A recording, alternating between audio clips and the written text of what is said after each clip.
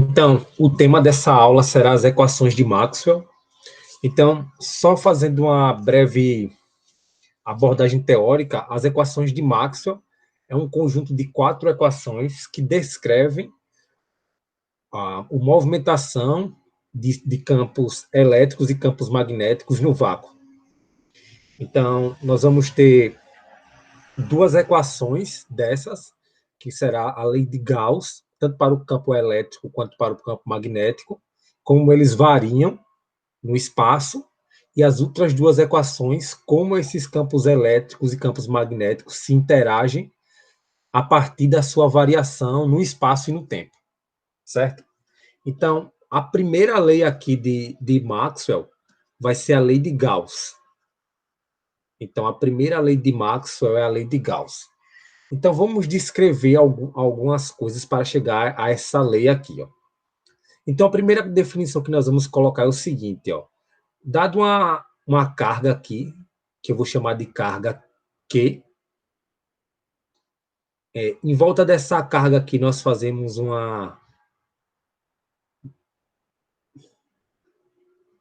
círculo aqui, uma circunferência, e nós vamos colocar de maneira radial aqui, olha, uma carga que eu vou chamar de Q1, ok? Então, a distância entre Q para Q1 vale R. Então, se nós quiséssemos calcular a força de interação entre essas cargas aqui, olha, nós diríamos que a força de natureza colombiana entre essas cargas seria uma constante de valor 1 sobre 4 π epsilon 0 vezes o valor dessa carga Q central aqui, vezes a carga que está nessa circunferência aqui, Q1, sobre a distância entre elas ao quadrado, multiplicado por um vetor que está ligando Q e Q1. Ora, agora, se eu quisesse encontrar a região aqui de campo dessa carga Q, o que seria o campo dessa carga Q? Seria o fator de influência aqui dessa carga Q em qualquer ponto aqui dessa circunferência aqui, dessa circunferência que eu vou chamar de S, dessa circunferência S aqui. Então, é como se eu quisesse encontrar a zona de influência dessa carga Q e o valor dessa zona de influência. Ó. Então, eu vou desenhar a carga Q aqui sozinha, aqui no centro, e eu quero encontrar o valor do campo nessa superfície aberta aqui, por enquanto, né? Nessa superfície que eu chamei de S. Então, observe o seguinte, ó, por definição, o campo é igual a força dividido pela carga, a carga externa, né? Essa carga externa aqui, Q1.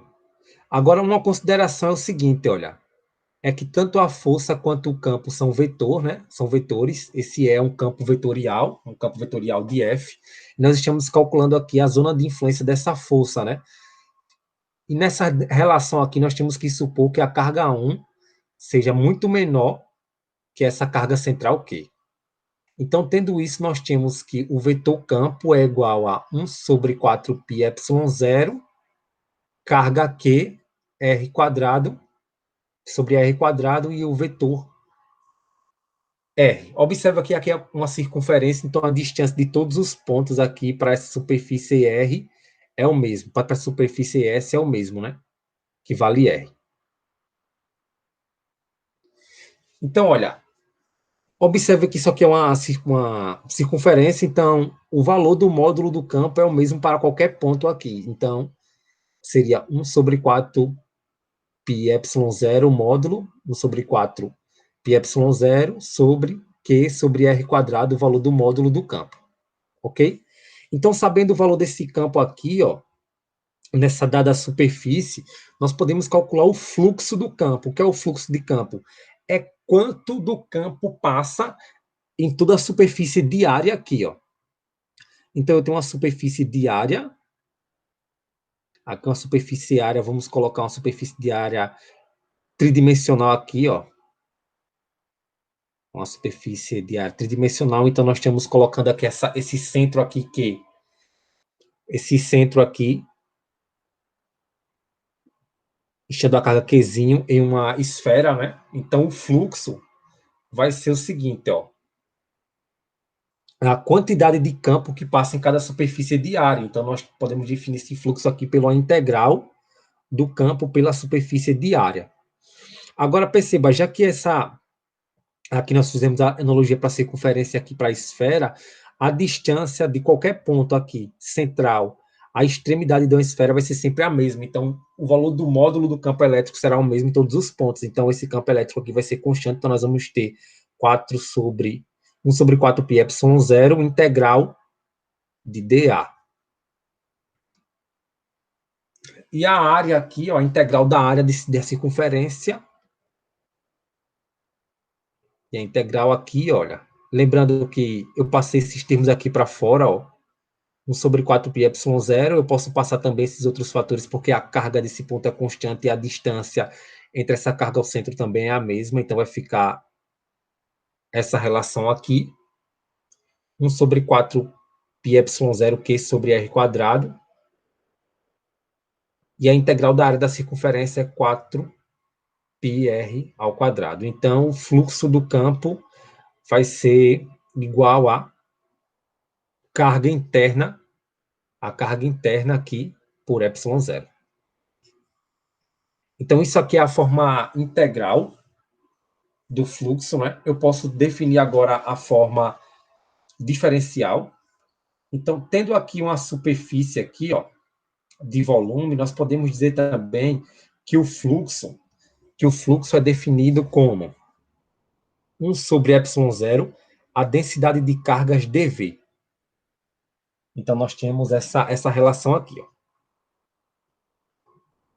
O que nós vamos fazer é o seguinte, ó, fazer essa transformação aqui. Observa que aqui eu tenho uma integral de área. Eu quero fazer a transformação dessa integral de área para uma integral de volume. Então, olha, eu tenho uma integral aqui de área. Para me relacionar essa integral de área com a integral de volume, eu tenho que utilizar aqui o teorema do divergente, onde diz o seguinte, ó, que a integral de volume de uma função E, e a função aqui é uma função de campo,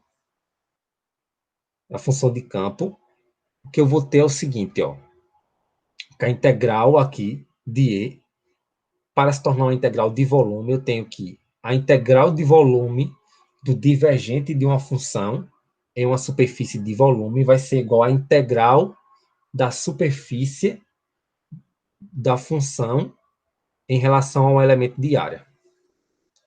Então, nós temos que essa relação aqui é igual a essa, e que, por sua vez, é igual a essa também. Então, nós vamos ter o seguinte, ó, que o fluxo é igual à integral de 1 sobre epsilon zero pdv igual à integral de EDA, que, por sua vez, é igual à integral do divergente de E dv. Então, observa que esses dois termos dv são iguais e colocando tudo num fator, ó, igualando um e outro, né? Nós vamos ter que o divergente do campo depende da densidade volumétrica de cargas e epsilon zero, sobre epsilon zero. Então, isso aqui nós temos a relação diferencial da primeira lei de Maxwell, que é a lei de Gauss para campo elétrico. Para o campo elétrico. Certo? Agora nós podemos fazer também a lei de Gauss para o campo magnético.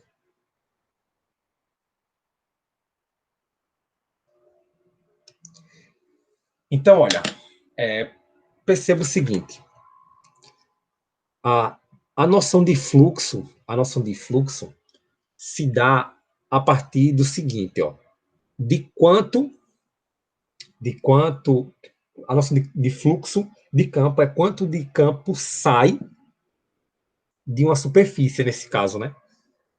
No caso, se eu tiver aqui uma superfície qualquer e coloco um campo magnético, lembrando que toda a superfície aqui se nós colocarmos aqui magnética, não existe campo monopolar, só existe campo bipolar. Ou seja, apresenta um polo norte e um polo sul. E que as linhas de campo saem do polo norte e entram no polo sul.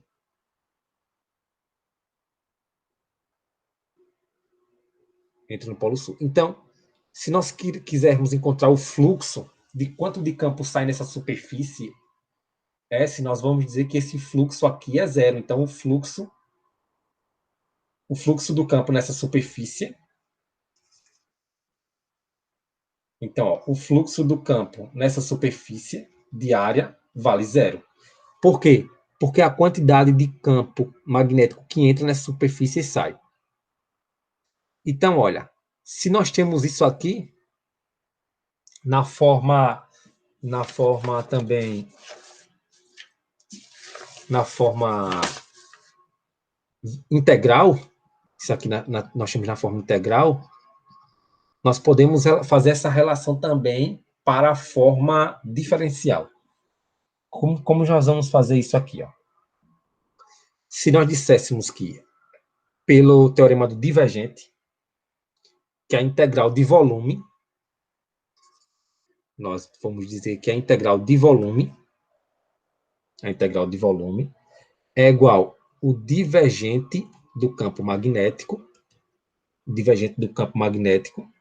em uma superfície de volume dV, é igual à integral da superfície de B em relação a A. Observe o seguinte, que o valor dessa integral aqui vale zero. Ó. Então, nós temos que, se o valor dessa integral vale zero, nós temos que o divergente do campo magnético vale zero. Então, nós temos que a divergente do campo magnético vale zero. E essa daqui é a segunda lei de Maxwell para o campo magnético, ou também conhecida como lei de Gauss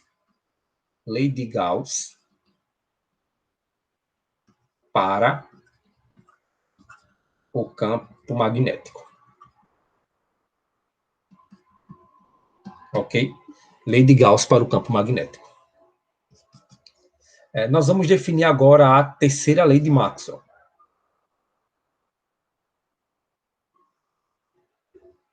Então, olha, a terceira lei de Maxwell, ela vai relacionar aqui, vai relacionar o campo elétrico com o campo magnético. Como nós temos isso aqui, ó. A terceira lei de Maxwell, mas também conhecida como lei de Faraday,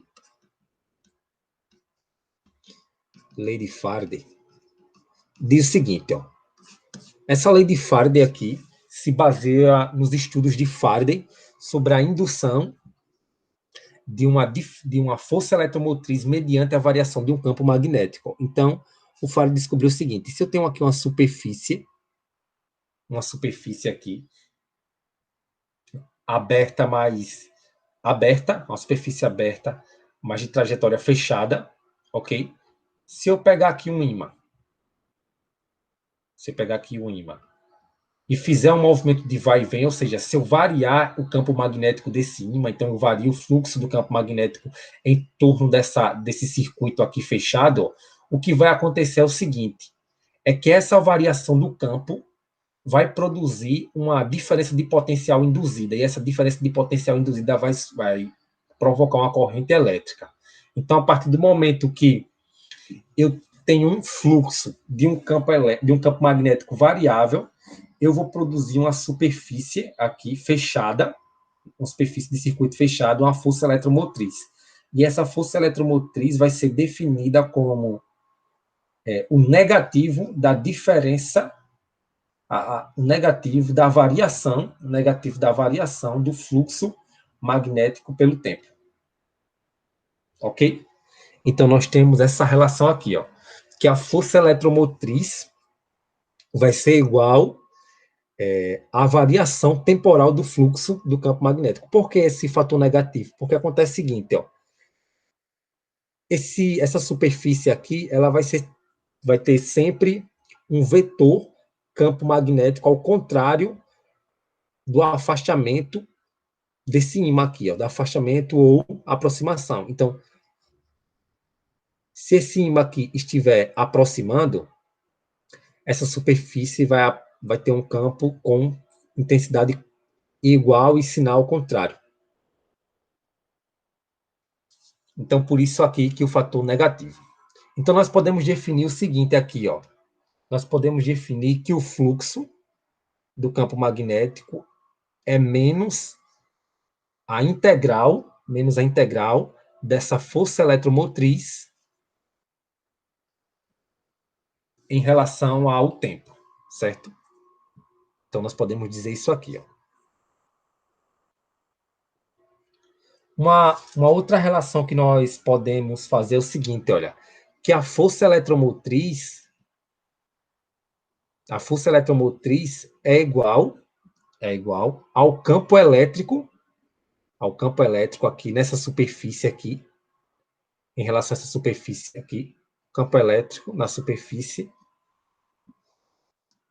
em relação a um caminho que eu vou chamar de dl. Então, perceba que isso aqui é uma integral do tempo, e nesse caso aqui nós temos uma integral em relação ao comprimento L, em que está sendo percorrido um campo elétrico E.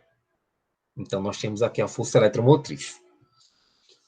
E uma outra forma de nós escrevermos é o seguinte, ó, que o fluxo que passa nessa área aqui, o fluxo que passa nessa área, o fluxo do campo magnético, o fluxo que passa nessa área é igual aqui a integral de BdA. Perceba aqui que eu estou calculando o fluxo total aqui do campo magnético. Aqui em relação a essa área, que essa área aqui é uma área aberta, o circuito é fechado, mas a área é aberta. O que nós podemos fazer agora é relacionar essas equações para definirmos de forma mais clara a lei de Faraday na forma integral. Então, nós temos o seguinte aqui, olha o que nós temos. Nós temos que a força eletromotriz é igual a menos a diferença, a variação do tempo, e que o fluxo do campo magnético, olha, pode ser definido como sendo a integral de B de A, que é um elemento de área. Então, nós temos isso aqui para a força eletromotriz. Então, olha, a força eletromotriz é igual a variação temporal negativa do fluxo do campo magnético, que pode ser representado da seguinte forma. Perceba que eu tenho a força eletromotriz aqui, a força eletromotriz nesse ponto, e a força eletromotriz nessa outra equação, e que nós podemos igualar. Então, nós vamos igualar essas duas equações. Então, isso daqui, ó, vai ser a lei de Faraday. A lei de Faraday aqui para um circuito fechado de área aberta, onde nós definimos o seguinte, que a variação do campo magnético, a variação do fluxo do campo magnético é igual ou está ligado diretamente a um campo elétrico. Então, nós vemos aqui que uma variação de um campo magnético surge um campo elétrico. Nós vamos escrever agora essa relação aqui na forma diferencial.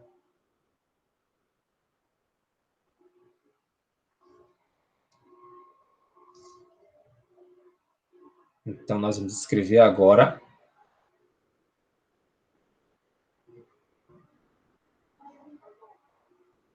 essa relação aqui na forma diferencial. Nós vamos utilizar aqui, para isso, o teorema de Stokes. Ó. O que diz o teorema de Stokes? Que a integral de caminho de uma função, é igual à integral do rotacional dessa função em uma superfície de área. Então, nós temos isso aqui que é chamado de teorema de Stokes. Então, se nós tínhamos o seguinte, ó, que a integral do caminho dl em uma superfície fechada, é igual aqui a integral do rotacional de E, que é o campo elétrico, dA, pelo teorema de Stokes. Isso aqui é igual a menos a integral. Eu posso puxar aqui agora a integral para dentro aqui, a derivada para dentro, igual a integral da derivada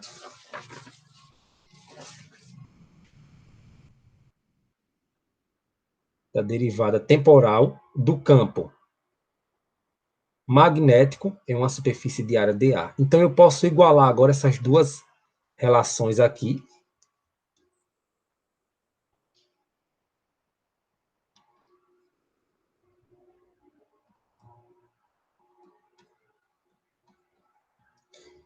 E observe o seguinte, ó. Eu vou igualar essas duas relações e você percebemos que dA, que é igual a dA, então nós temos que o rotacional do campo elétrico é igual à variação negativa do campo magnético. Então, essa aqui vai ser a relação da terceira lei de Maxwell, mas também conhecida como lei de Faraday. E a lei de Faraday aqui, a lei de Faraday, na forma diferencial. Agora nós vamos para a quarta lei de Maxwell.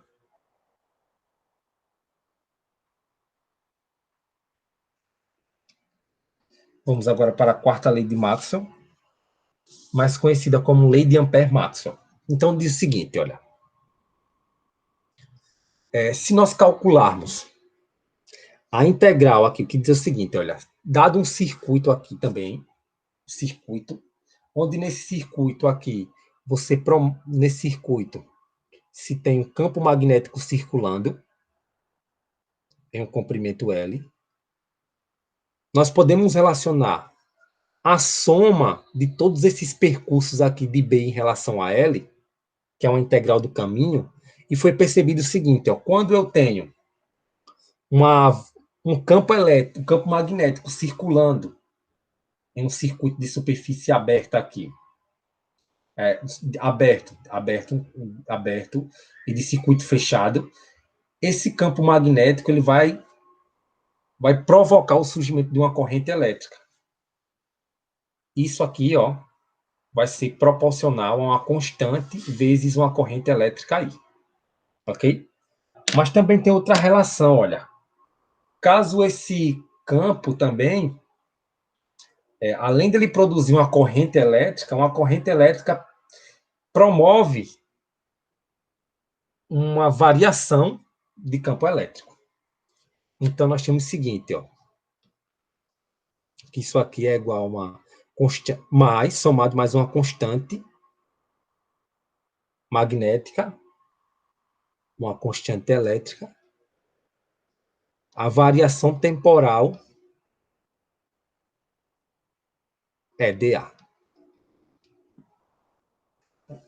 Então, olha, nós temos aqui a lei de Ampère-Maxwell, lei de Ampère-Maxwell, que basicamente diz o seguinte, olha, a interpretação física dela é o seguinte, que a partir do momento que eu tenho um campo magnético em um circuito fechado, isso vai provocar uma corrente elétrica e vai provocar também uma variação no fluxo elétrico.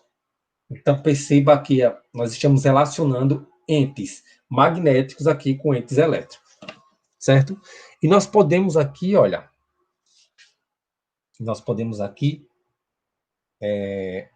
fazer a seguinte relação. Nós podemos transformar essa equação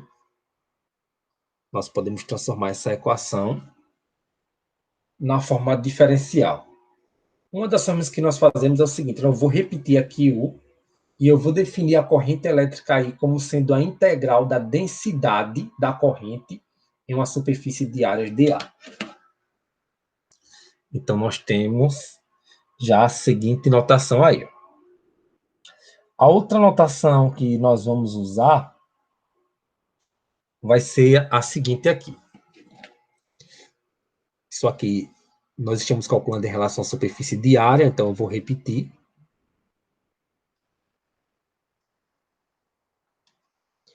E nós vamos aqui usar mais uma vez o teorema de Stokes. Nós vamos transformar uma integral de caminho em uma integral de área, uma integral de superfície. Então, eu vou transformar isso aqui na integral da área, integral da superfície. Aí, eu vou colocar agora aqui, para transformar nessa integral de superfície, eu vou colocar... Então, dadas as equações de Maxwell, agora, o que nós temos é o seguinte aqui. Nós vamos considerar esses campos, o campo elétrico e o campo magnético, viajando ao redor do espaço e variando em relação ao tempo, em um determinado local em que ele fica muito distante da carga geradora. Então, nós vamos considerar aqui que o divergente do campo elétrico e o divergente do campo magnético vale zero. E uma outra relação é que a densidade de corrente também vale zero, né? Então, nós temos essas relações aqui. E nós vamos tentar demonstrar uma conclusão interessante aqui. Tendo essa relação aqui, que o rotacional do campo elétrico é menos a variação temporal do campo magnético, e nós aplicarmos o fator nabla em ambos os lados, o que nós vamos ter aqui? Rotacional do campo elétrico é igual a menos o rotacional da variação do campo magnético. Então, eu posso colocar essa derivada para fora, e esse valor aqui, olha, esse valor aqui, vale a constante magnética, a constante elétrica, a variação temporal do campo elétrico, ok? E temos uma seguinte propriedade aqui, olha, temos essa relação aqui. Nessa relação nós temos o rotacional do campo elétrico. O rotacional do campo elétrico, pela propriedade do cálculo, nós temos o seguinte, ó, que o rotacional de uma função é igual ao gradiente do divergente da função menos o laplaciano dela.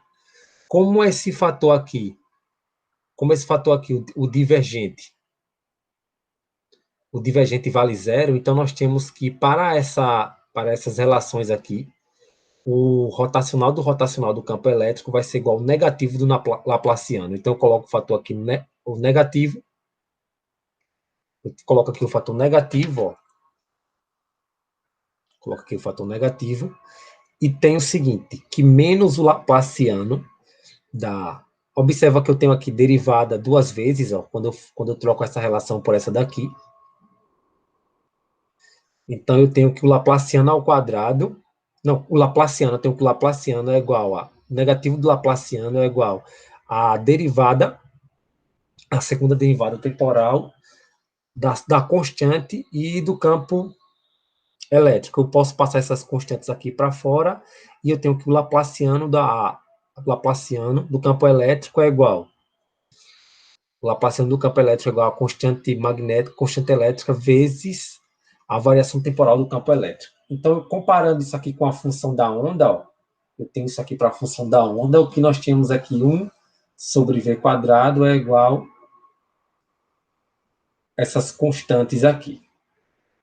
Então, nós vamos ter o seguinte, ó, que v quadrado é igual a 1 sobre mi epsilon, e que v é igual a raiz quadrada de 1 sobre mi epsilon.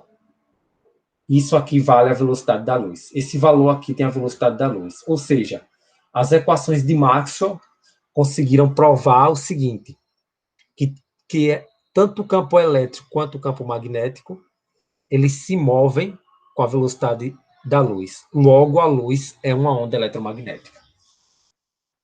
Então, encerrando assim a aula.